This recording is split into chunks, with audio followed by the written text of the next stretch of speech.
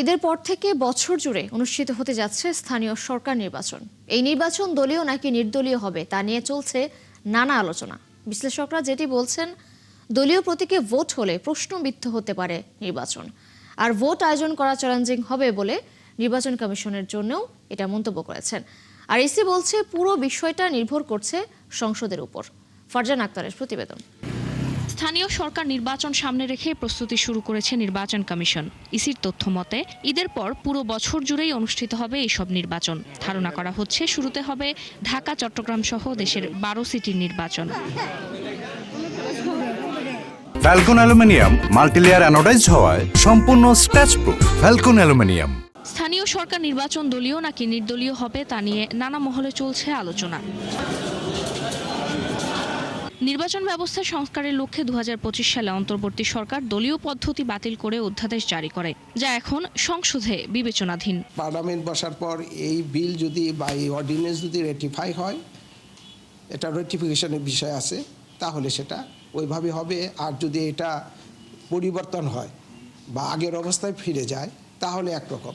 আমরা we are waiting for parliament session. যখন আপনি ক্ষমতায় চলে যাবেন তখন পূর্বের হিসাব নিকাশ সব পাল্টে যাবে, নতুনভাবে হবে ওই হিসাব নিকাশ। সেটা হলো নতুনভাবে আপনার, যেহেতু দ্য পার্টি ইন পাওয়ার হচ্ছে বিএনপি, সে তার স্বার্থ যেটা দিয়ে বেশি ম্যাক্সিমাইজেশন হবে সে সেটাই করবে, আমার মনে হয় আর কি। নির্বাচন ব্যবস্থা সংস্কার কমিশনের একজন সদস্য বলেন, দলীয় পদ্ধতি বহাল রাখা মানেই প্রশ্নবিদ্ধ নির্বাচনের পথে হাঁটা। যদি এই বর্তমান সরকারটাকে না মানে এই অধ্যাদেশটা, তাহলে আবার আমাদের দলীয় ভাবে যেভাবে নির্বাচন গত 2015 থেকে হচ্ছে সেভাবে আবার ফিরে আসবে।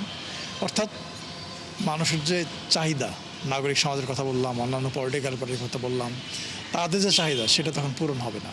যে দল ক্ষমতায় থাকে তারা ইন্টারভিন করার চেষ্টা করে ইলেকশনের ফলাফলের উপরে এক ধরনের প্রভাব ফেলার চেষ্টা করে। অর্থাৎ তারা চিন্তা করে আমার ক্ষমতাসীন দল, আমাদের জিততে হবে। ফলে অন্য যারা প্রার্থী থাকে তারা অনেকটা দুর্বল পজিশনে চলে যায়। কাজে ইলেকশন তখন সুষ্ঠু হয় না, ফেয়ার হয় না। বিশ্লেষকদের মতে দলীয় পদ্ধতিতে নির্বাচন চ্যালেঞ্জিং হবে কমিশনের জন্য। কমিশনের ওয়ান অফ দি এজেন্ডাস তো জাতীয় নির্বাচন এবং স্থানীয় নির্বাচন, সুতরাং এটা নির্বাচন কমিশনকে এটা কন্ডাক্ট করতে হবে। মানে শুধু ইলেকশন কমিশন না, সরকারকেও এটা ভাবতে হবে যে আমরা নির্বাচন ভালো চাই, সুষ্ঠু চাই, অবাধ চাই, যাতে কোনো রকম ইন্টারফেয়ার না থাকে। স্থানীয় সরকার নির্বাচনেও পোস্টাল ব্যালট পদ্ধতিতে ভোট নেওয়ার পরামর্শ তাদের।